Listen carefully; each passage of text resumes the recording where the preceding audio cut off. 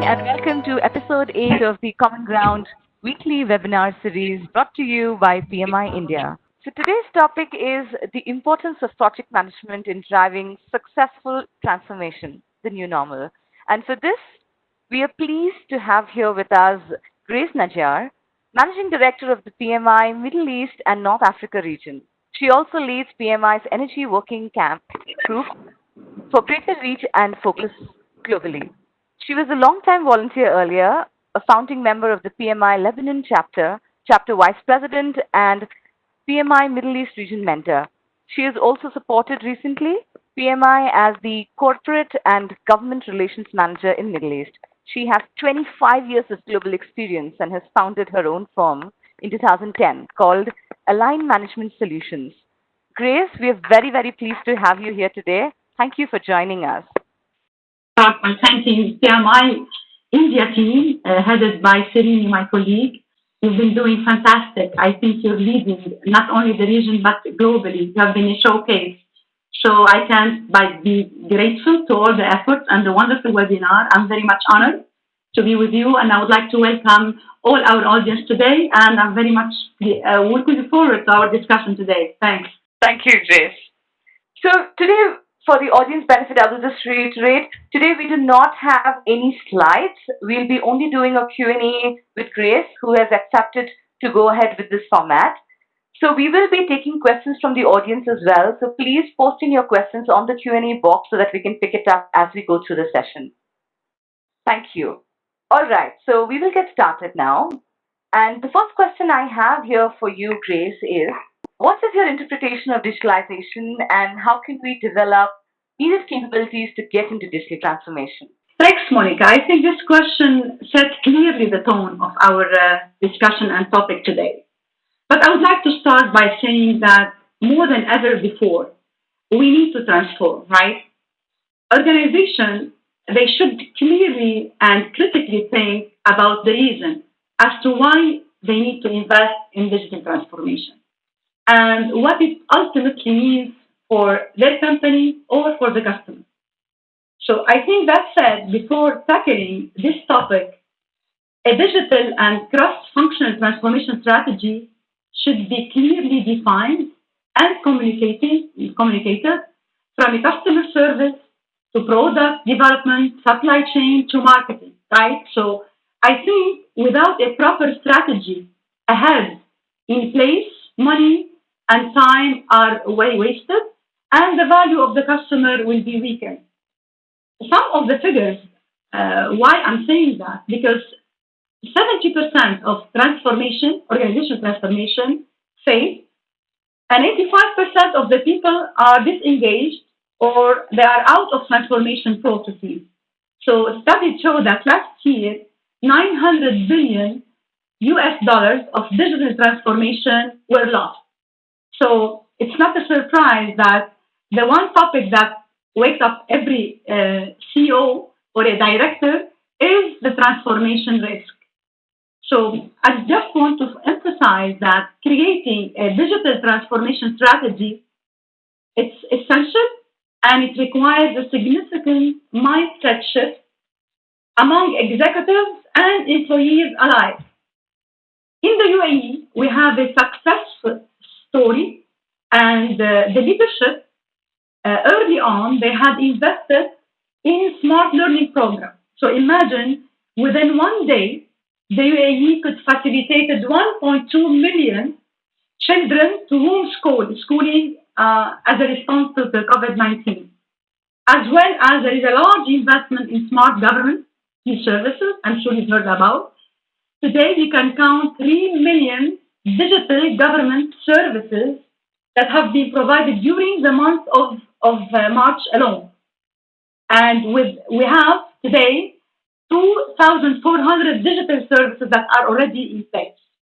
And I'm sure you've heard about the huge investment in digital transformation, in advancing the skills and upskilling the capabilities of the human capital. And we all know that every country in the Middle East now is trying to be less dependent to oil.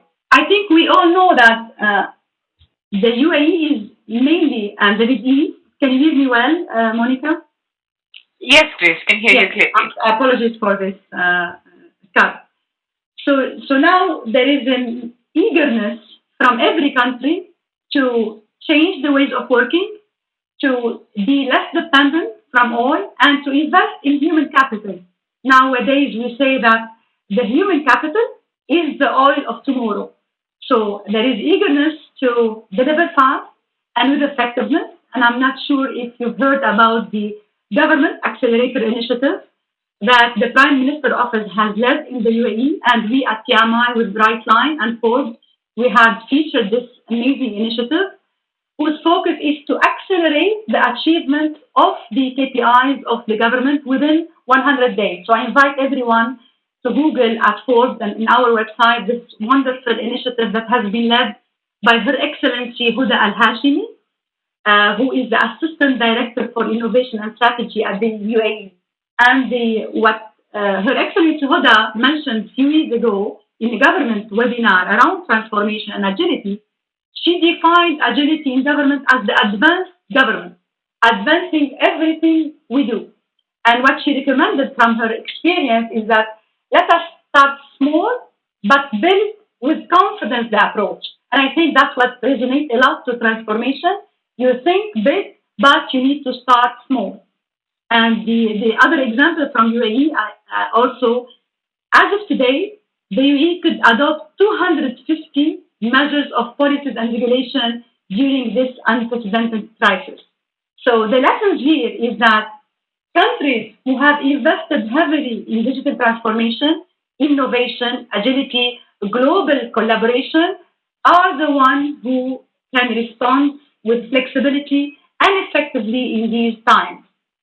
And the other example from the UAE, I'm not sure if you could also see their targets. So the UAE would like to target a huge investment in AI, which helps them increase 35% of their GDP. With that, they could reduce 50% of the government spending. Going back to your question, how do we interpret digitalization? There is no one size fits all.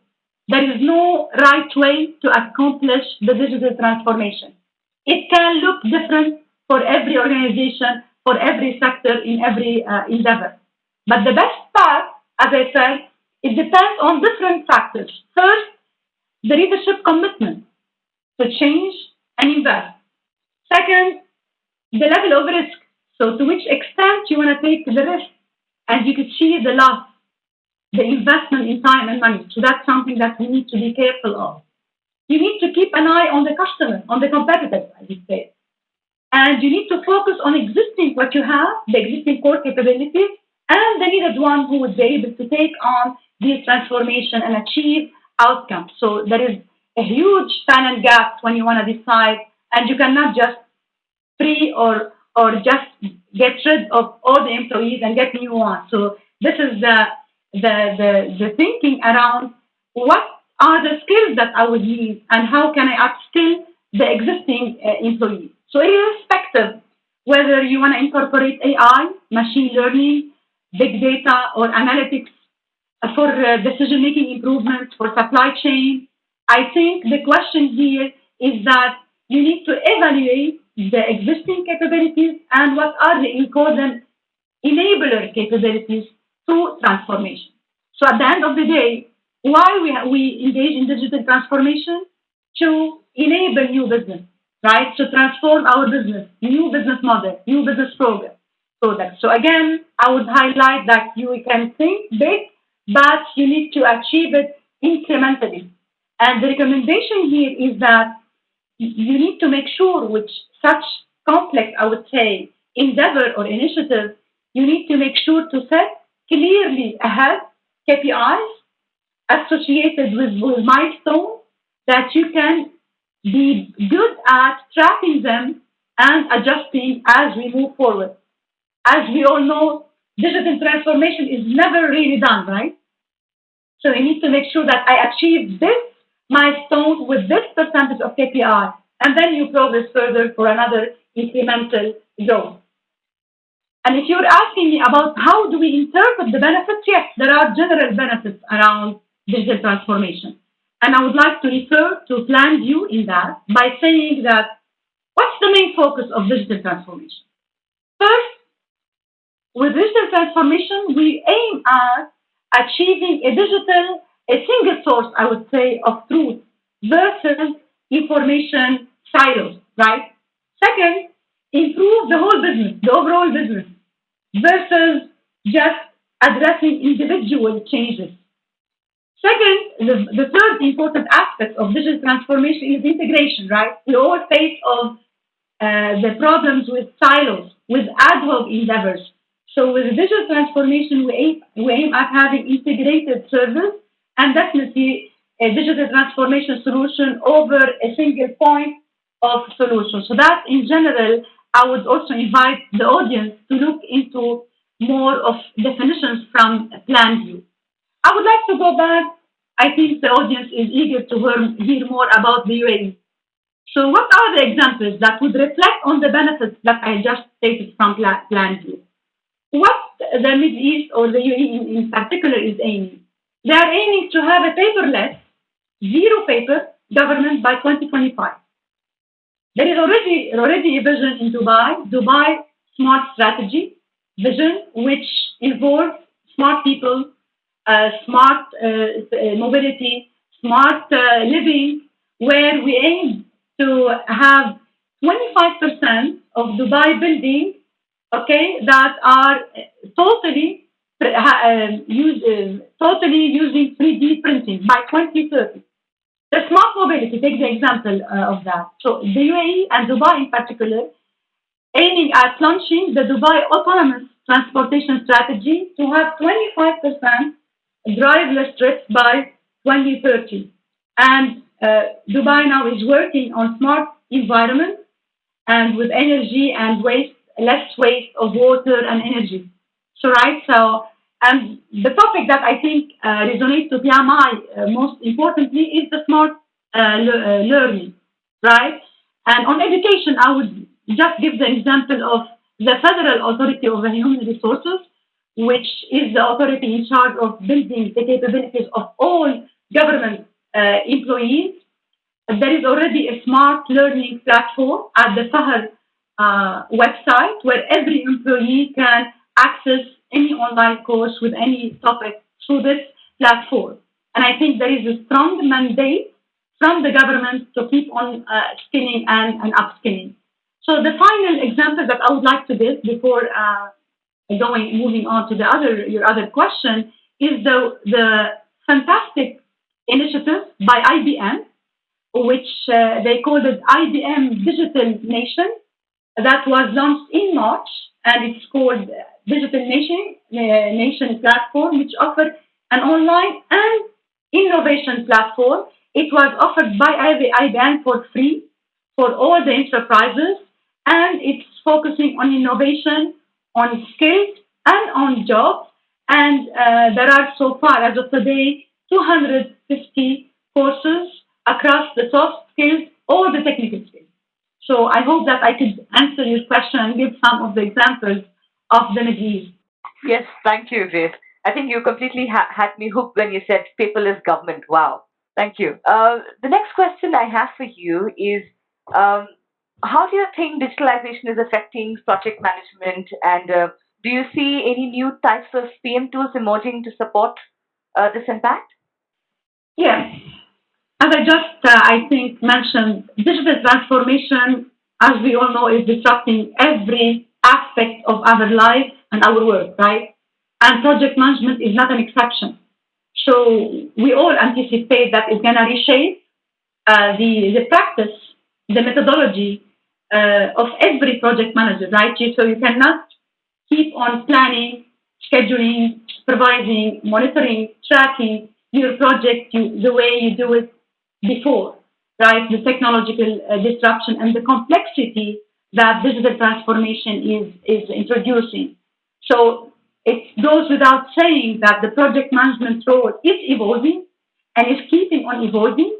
And definitely a project manager and his project management team, they need to leverage the digital and agile transformation, especially when they are leading complex and innovative project, right? So you cannot apply traditional methods when speed is required, when flexibility is required, right? So definitely there is new ways of working with the complexity that is offered that we have explained with the first question. In terms of automation, we are really expecting some of the project management daily tasks to be automated. So especially the repetitive tasks. So things like timesheets, change requests, status reports, progress reports, invoicing. So some of those the tasks that could easily automated. It doesn't need the human brain. So a computer could definitely, or a laptop or any software could compete and be better at these things where you can expect a zero error. So also software could be involved in accomplishing some of the tasks like capturing data, generating reports. So with that, you could definitely anticipate that where we're shifting the project management attention or the project management role attention to much more creative tasks, right? So talking about robotics, let's go expect also if you want to take it to advanced AI. We also have some examples where robots could help collecting, disseminating information, and could also support the activity of a project management team in general.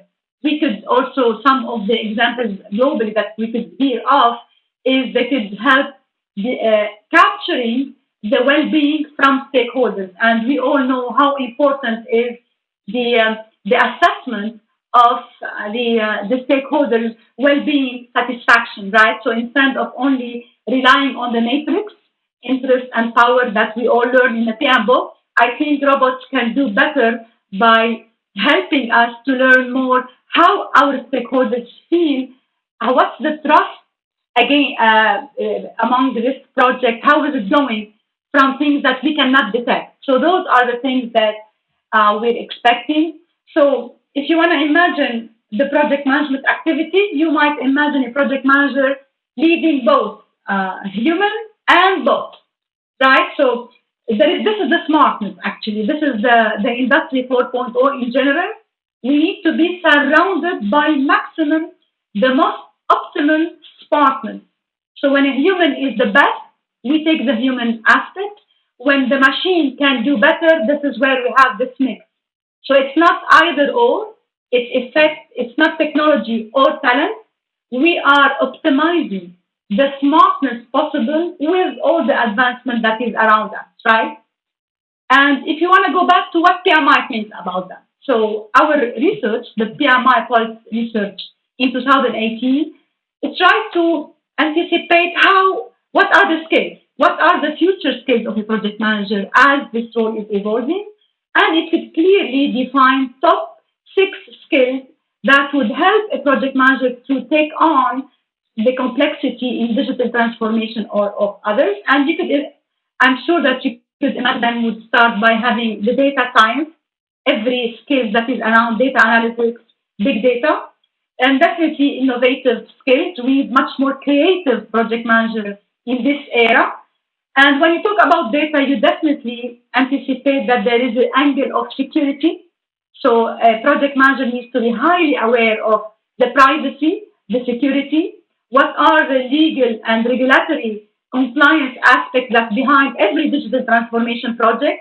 So those are the aspects that previously we called them the environmental skills. Now we're definitely with defining what are the skills that a project manager needs to have. And definitely when we talk about data, now we are much more equipped, right, than before. So now you can be better at predicting and deciding. So decision-making skills needs to be improved, and this is what we're anticipating. And it goes without saying, as I have started my talk, that it's all about cross-functional collaboration. Definitely, we're expecting not only project manager but project leader who can navigate better this complexity of heterogeneous and different specialization, different roles that come to play. So we need them to have high collaborative and leadership skills. So this is in summary how PMI look at the top digital skills. And I could enrich this by saying that our most recent research of PMI 2020 even shows that the project manager is going to be a change maker, right? So in addition to all of these, the way we see a project manager in the value delivery landscape or in the digital era, we see him over an innovator, a big thinker, a strategic advisor, a versatile. So there are project managers are project leaders now, and they're becoming more and more than ever before, essential for every organization who intends to conduct and run a complex transformation so that they can provide more opportunity to innovate and transform themselves. Thank you, Grace. I think you answered the key thing, saying that project managers are going to get even more essential as we get into more and more initiatives. Thank you. I have a supporting question for that, and it is that considering the new things that are going to come up, there's going to be more automation, reskilling, human resource allocation, and governance that's going to be required. What do you think would be the key challenges and opportunities for organizations in this regard? Yes, actually, this is the concern of every individual and every organization. Will I lose my job? Are the new roles that we're expecting? How can we close the skill gap? We all know that transformation, if it's affecting that who will be part of it, right? And with the whole advancement of technology, the concern is people. So people are at the heart of every transformation. With that, let us try to see what are the figures, what the studies say. Deloitte in 2017 showed in one of their study reports that 57% of jobs are disappearing in the coming 5 years, right? And some other figures show that two-thirds of the jobs by 2030 will disappear. So, but it's worth stating that the automation, it's not only displacing jobs, so it might be creating more. So I would like to be optimistic here. So a report shows that we might lose 75 million jobs by 2022, whereas it estimates at the same time, on the other hand, that 133 million new roles will emerge. So I think, to your question, there are challenges as well as opportunities. But where is the challenge is the skill gap, as I mentioned. So CEOs know very well that we need to assess clearly and identify what is needed because the lack of available skills it's a threat to their business growth and to every investment they make. So I think this is the challenge, as I said, is that you cannot just fire everyone. So you cannot just decide within 24 hours that to build new capabilities. So there are two aspects here. Assess and understand the reskilling and the upskilling needs and the new role at the same time, the new roles or the new hires. So I think, unfortunately, there are more than half, more than 50% of organizations today, they don't think they have the strategy on how to close the gap. And I think this is the key challenge because technology, I think technology can do each and everything. So people is the concern, especially in this region. You might find it so hard to find somebody who is strategic at the same time, equipped with data, to understand data analytics, and at the same time who are strategic. Right? Sometimes there are mixed. With our interaction with organizations, they ask for business analysts who understand technology, who understand banking, and understand data. So how can you find this mix? So this is why everybody who is hearing me today, it's not a matter of not having job opportunities, but the problem is we're not finding the right mix. And I think the opportunity for individuals to know what is the mix that is required. We cannot just have only the technical skills. And even if we decide to go technical, we need to make sure we understand data, privacy, security, digital and technical skills, right? So that's the mix. And all and above everything, we have the social skills. One of the PMI events I can remember 2 years ago, we had a panel represented by top universities and a top VP of one of the top 500 Fortune companies. The question was, what's the most difficult skill that we can find nowadays? Can you imagine the answer? It wasn't data, it wasn't security, the answer was social skills. So just to give a reflection for people who are hearing us today that you need to know what are the skills needed and please focus on the non-technical, on the leadership skills, on the human skills, right? Even the industry 4.0 is giving us threat that we're going to disappear. The human will no longer be needed. But on the opposite, it's the industry 4.0 who is reinforcing more than ever before the need for the human skill, right? So why? Because first we think that it's going to unlock 30 to 40% of the productivity, right? So this is where the challenges, again, I'm going to go back to your question. The challenges are that we don't have data on what do we need to skill, what are the reskilling and upskilling needs. The number two is that employees do not have maybe the motivation, the energy, and the willingness, right? So when you are on a comfort zone, it might be the resistance to say of people to take on. And the other aspect or challenge is that the current programs do not address the full complexity of the task itself. So again, I would like to emphasize on the industry, not only digital transformation, but the industry 4.0 transformation in general. It is emphasizing the need for more cognitive skills. So I would like to reassure everyone that we need more ingredients from the human, from the emotional skills, and less basics, less manual. Why? Because those can be easily automated or replaced by robots. So now we're talking about enduring more the human capabilities that would allow organizations to take on the most difficult outcomes and challenges of tomorrow. Great, thank you very much. I think that sets the context beautifully for a lot of questions that are coming from the audience, right? And you can see a lot of chats popping up. Just quick comment to all our audience, please type in the Q&A box. That will allow us to pick it and don't use the chat box. So great, you talked about digital transformation and how it is going to be inevitable. And we all have to adapt to it to be able to succeed. And you talked about the need for upskilling. So specific to a project manager or a project management perspective, a large part of the audience is in that level. What are the key aspects of upskilling that we should focus on? Yeah, I would like to refer to the McKinsey study, right? So I would like to invite everyone to look at the workforce skills model. So let us do some research, right? So if I'm an individual and I have some concern, need an organization, so I think there are lots of investments. So that's the one word that I would like to say for everyone. There are lots of wonderful studies, whether by PMI or others. The good news is that project management is by McKinsey Global Institute workforce model that I mentioned, is one of the top 10 skills.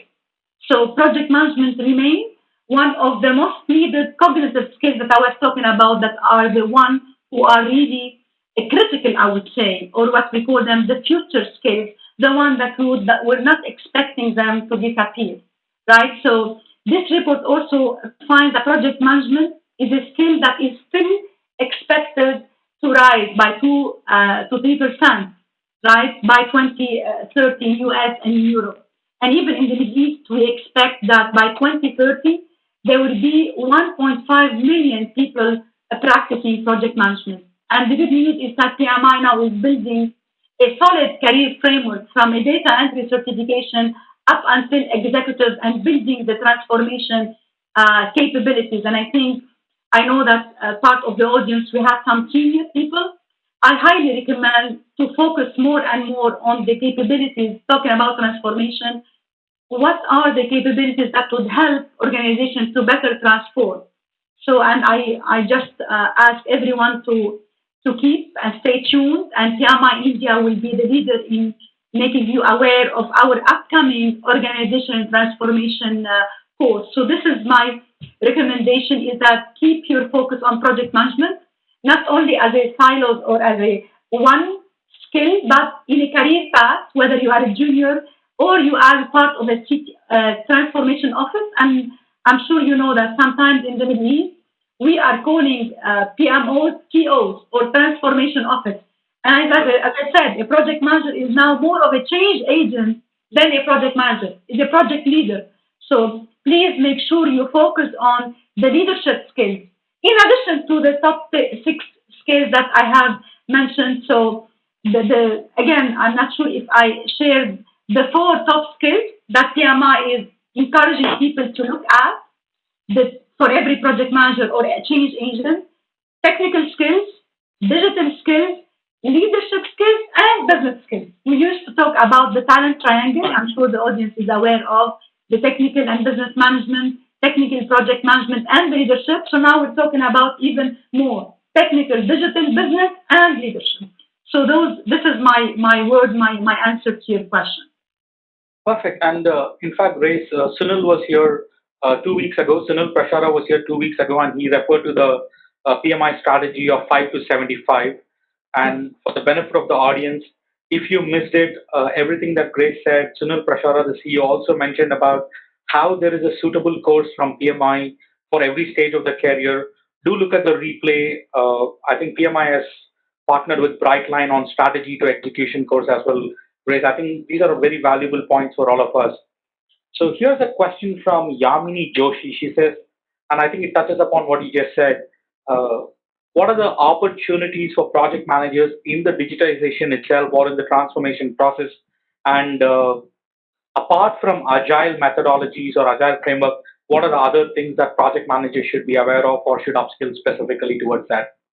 Yeah, wonderful question. Thank you so much. Again, I think let us focus on the mix.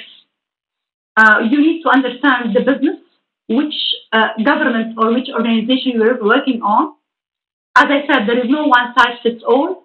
And to which extent you understand the complexity per sector, per organization, and the per customer expectation, this is the value of bringing to organization. So now we're closing. We're not talking about skills and organization. The way I would say it is imagine yourself an enabler, more of an asset for organization. So this is, if I were you, I would think to which extent I would enable this to happen. So I would enable to happen by first understanding the customer, the competition, as I said, and how can I lead?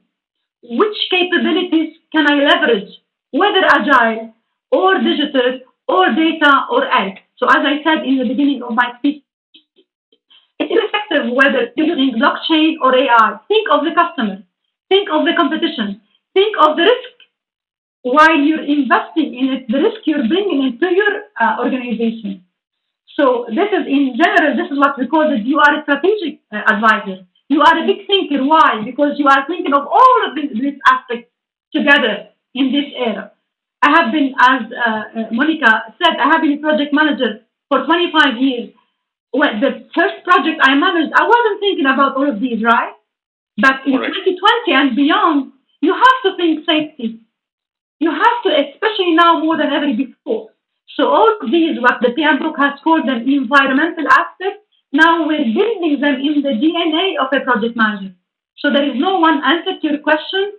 I have shared all of what the research has said, whether business skills, definitely you need to understand data and technology, technical skills, and focus on your leadership, on the empathy, right? So clients need to like you, need to like working with you.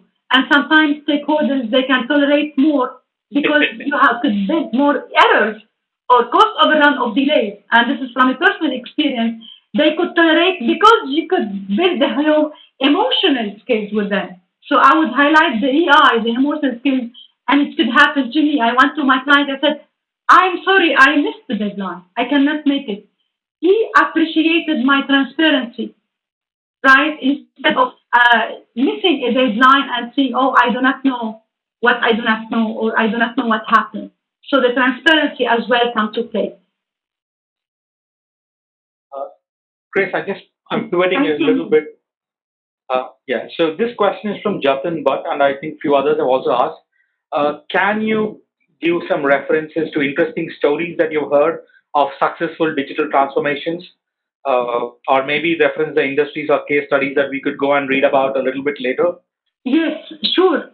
First, I highly recommend, and the PMI India team would definitely share with you the case study on how the government in UAE could achieve within 100 days some of their top challenges by applying not only digital transformation but new ways of working. So they could lots of ways of working.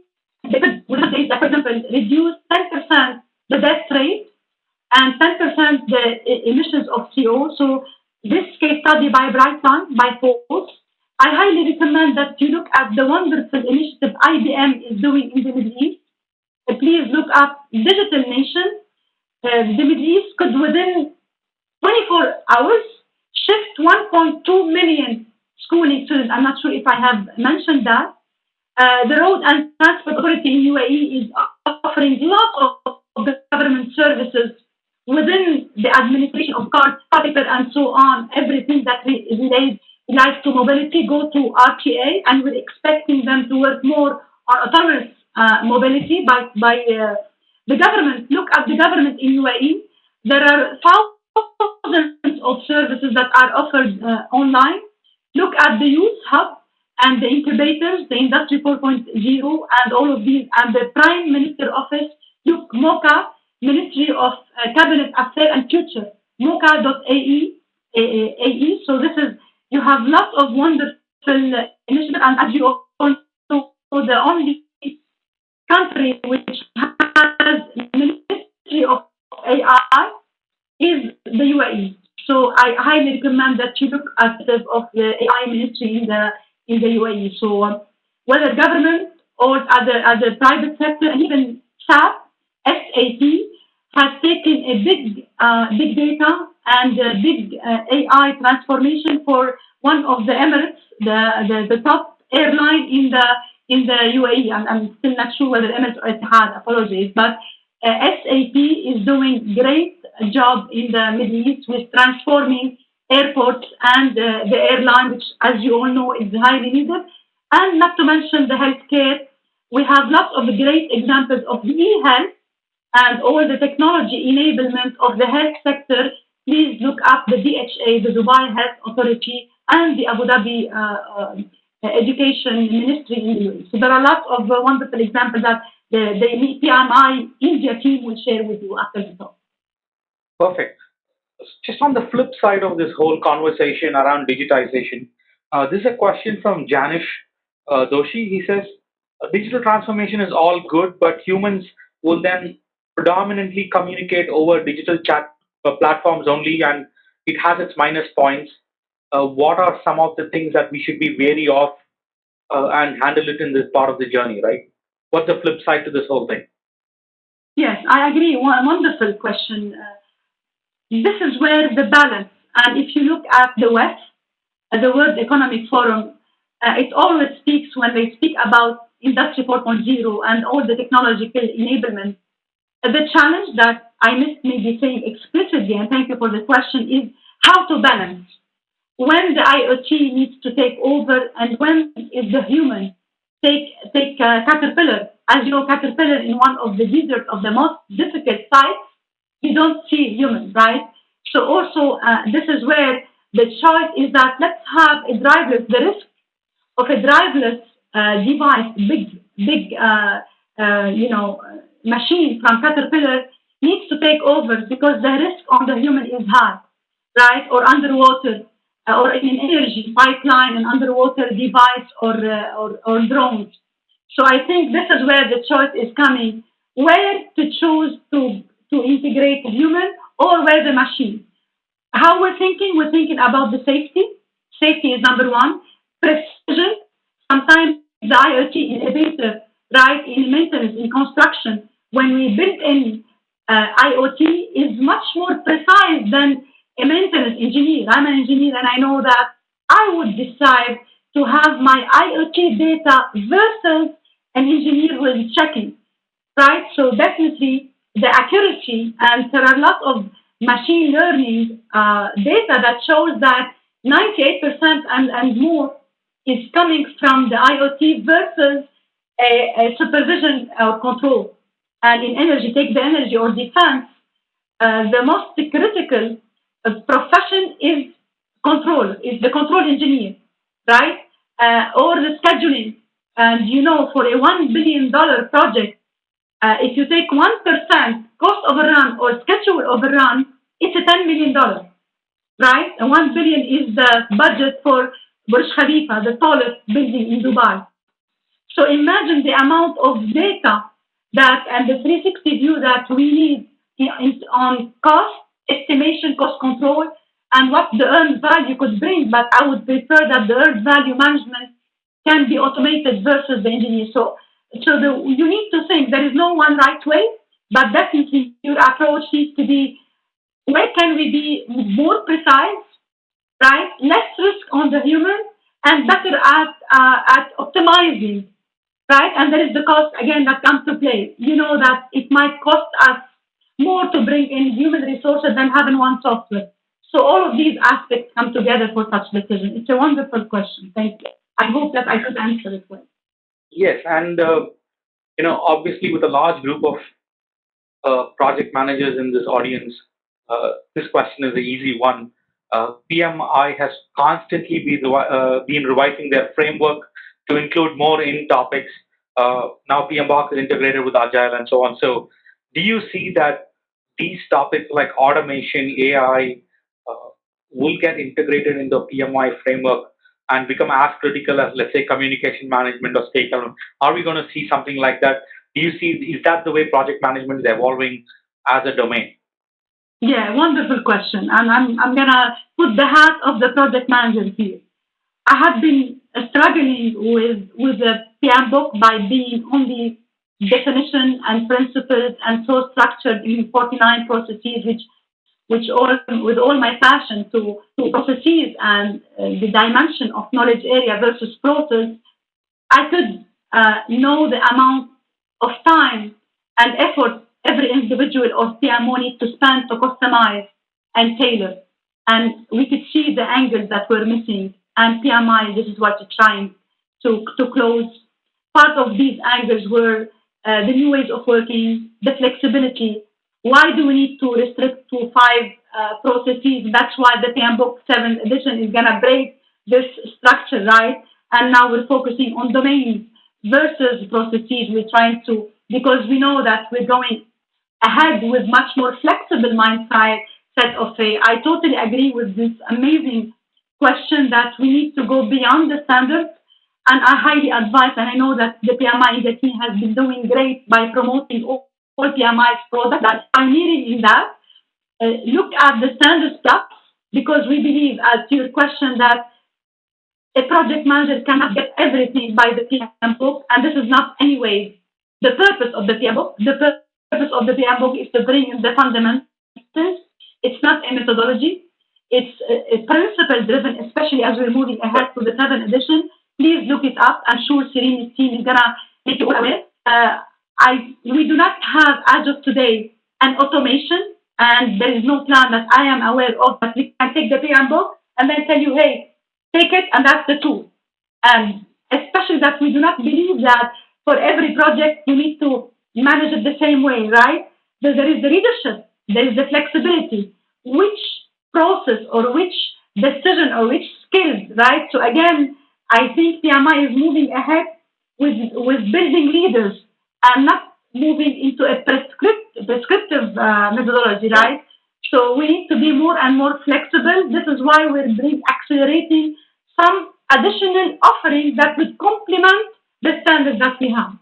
The standards are going to remain standards by all means, but you could look at all what PMI has accelerated. Look at the Standards Plus, which is an interactive digital platform which gives you access to standards, resource, and the whole range of information. Go to projectmanagement.com. You see 3 million and above project managers speaking about different topics. Again, it's never going to be one recipe or one, you go to Excel and then deliver a sheet. No, it's not going to be that, right? Because we're going more and more into flexibility in the ways of working. There won't be one source information for you. So my recommendation as a project manager, enrich yourself as much as you can with every single technical or technology tools that you may have. Sometimes I can tell you I manage $1 million project only with using Excel. I assure you I did that. So it's your flexibility, your leadership on how to apply, but I definitely agree with you that there has to be the standard stuff, there has to be some things that are beyond the standards, and this is where look into Snippet, look into Navigator, look into all the digital online resources that Yama in the team can help you with. Grace, absolutely right, and I agree with that sentiment, right? The worst days in my life are when MS Excel does not work. So this is a question from Ashish Vashist, and he says, with all this talk about digital transformation, there are so many different solutions and jargons being thrown at everybody, right? How does the project manager decide not get drowned in all this noise? I mean, somebody's talking AI, chatbots, everything. How does the project manager figure out what's the right fit, or how do they assess what's the right fit for their project with respect to all of these transformation activities going around? Yeah, answer the question. I'm a project manager leading a digital transformation in a bank or in an airport. For me, I won't start by the tool. Start by the outcome and why we're investing in that. The customer, the voice of the customer, the achievements, the new business model. What success look like? I would go to benchmark what the other look at, how every organization is looking. Look at Android versus Apple, or you look at Emirates versus Etihad. You always see one organization moving ahead and then the other follow, right? So benchmark is important, and this is how I would start. There is no one right way, as I said. A digital transformation is never done. If I am a project manager, I make sure that I leverage all the existing so that I make sure that the business model I'm bringing is about innovation, is about sustaining the business, is about getting better experience. Take the telecom sector. You have lots of digital AI and digital transformation around telecommunications. Why they are investing in huge in the telecommunication sector? Because it's closely linked to the customer. Whatever makes the customer experience less heavy, more effective. My bank has introduced a new application which never worked for me. So I wish I could call. So for me, sometimes investment, if it's irrelevant to the customer, it's a waste of time. If it's not well performing, there is no efficiency of time. The complete scenario. That's why, and I'm going to go back to Her Excellency Huda when she talks about the new ways of working, agility and advancement in government. She said, take the time. Don't invest. If I am a project manager, I do not take a full scope. So take Amazon. They did lots of sense and response releases. So they test. So I would recommend that just test an approach, and so that you know whether this approach is applicable or not. And that's why Her Excellency said that we're testing our approach consistently as we move forward. Grace, thank you very much. And there are tons of questions coming in, and I just got a message from Dr. Srini Young, PMI India, that we'll be very happy to do one more follow-up session to handle those questions, or even, let's say, do one more special topic around digital transformation. But today has been really illuminating, and I say that depending on the number of questions that are popping in constantly, you are seeing your chat messages being filled up. So thank you very, very much. I will summarize it with just two words, saying, one, as project managers, there is hope for the future, which is a strong message I'm taking from here. And the ownership is on us to reskill ourselves, or keep current with what digital transformation has got to offer in all domains, right? Those are my takeaways from your session. Thank you so much. I would like to thank Dr. Serini, who's pioneering in all the wonderful, fantastic initiatives he's leading. I thank each of and everyone from his team. I thank you so much for this engagement and the interaction. I would like to thank each and everyone of the audience, and it was an amazing. I think this is one of the best ever webinar I have had. Thank you so much. Again, the two words that I'm going to say: transformation is very critical. Think about the strategy as to why we need to transform and how we need to apply it. Think big and start incrementally. So that's my recommendation, and I wish you all to stay safe. Please stay safe and secure a social distance and clean the hands and just again one warm word from the Middle East. We know the Indian community, how is it impactful. It's one of the most impactful workforce that we have. Just a warm feeling to everyone. Grace, thank you so much, and stay safe, and thank you for spending your time with us today. Thanks for joining us on a weekend. To the participants on the line, we say thank you to Grace now, but we've got 5 more minutes. Of all the things that she referred to from PMI India and PMI globally in terms of all the knowledge resources, here's a short video about what PMI is offering to all of us during these times, available online. Just take a look at what different offerings we have, and let's see how we can reskill ourselves. Digital transformation. And for many of you who are typing in the questions about the PDU, this is the code. You can claim your PDU via CCRS, one PDU for today's session, using the code on the screen. You would also get an email about this shortly. As mentioned multiple times, the Common Ground initiative has been set up by PMI Region 11 for all people. It's open to everybody. So do recommend and do enlist your colleagues and friends who may not be part of PMI also to participate and make use of these sessions. This is tremendous amount of knowledge. And that brings us to the next week's presenter. Next week, we are pleased to host Kishore Jayaraman, who is the president of Rolls-Royce India and South Asia. And he is going to talk to us about focus, approach, and change management. How do we focus on outcomes? And I think Rolls-Royce is an iconic brand. We are looking forward to an excellent session next week. Till then, see you all. Stay safe, and thank you for joining us over the weekend. Looking forward to see you all over the next week. Thank you.